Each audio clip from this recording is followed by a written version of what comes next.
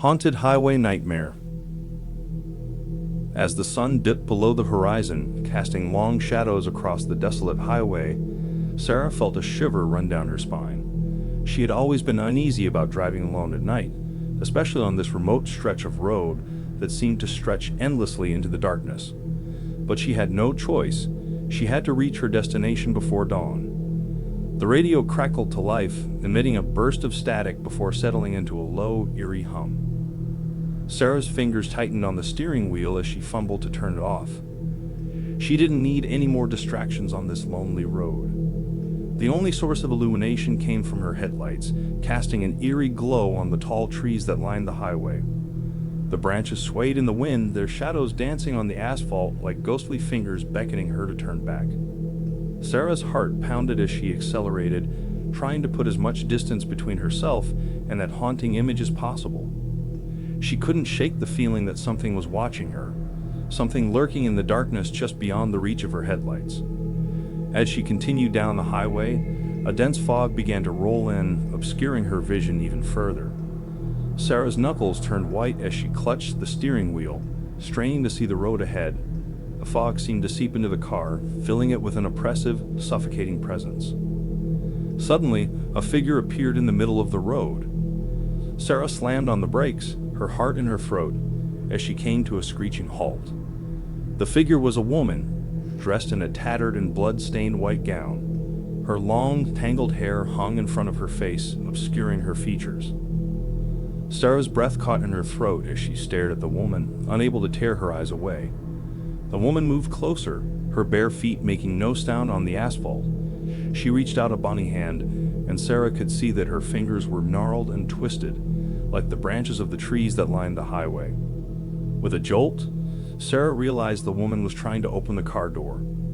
Panic surged through her veins as she locked the doors and hit the gas, tires screeching as she sped away. Glancing in the rearview mirror, she saw the woman standing in the middle of the road, her hair billowing in the wind as she let out a blood-curdling scream. Sarah's heart raced as she drove on, trying to put as much distance between herself and the terrifying encounter as possible.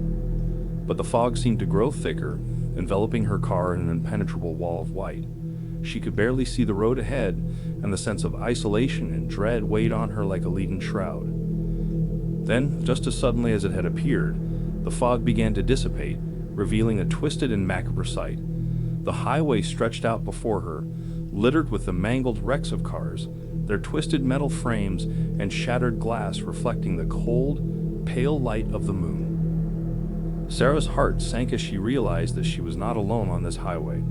The wrecks were empty, but there was no sign of the drivers who had once occupied them. She couldn't shake the feeling that something malevolent lurked nearby, something that had caused this terrible wreckage.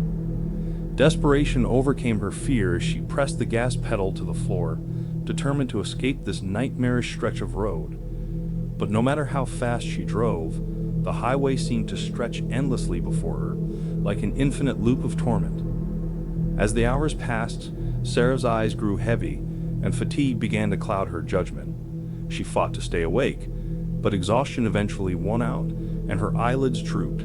Just as she was about to succumb to sleep, a chilling voice whispered in her ear, "You're not alone on this highway, my dear."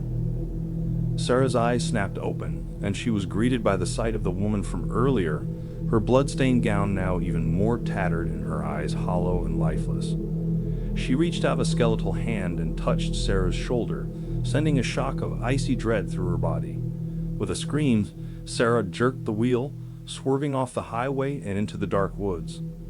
The last thing she saw before everything went black was the twisted smile on the woman's face. When the authorities found Sarah's car, it was abandoned in the woods, the engine still running and the headlights casting a feeble glow on the gnarled trees that surrounded it. There was no sign of Sarah, and the highway stretched endlessly before them, as if it led to a realm beyond imagination, a realm where nightmares roamed free.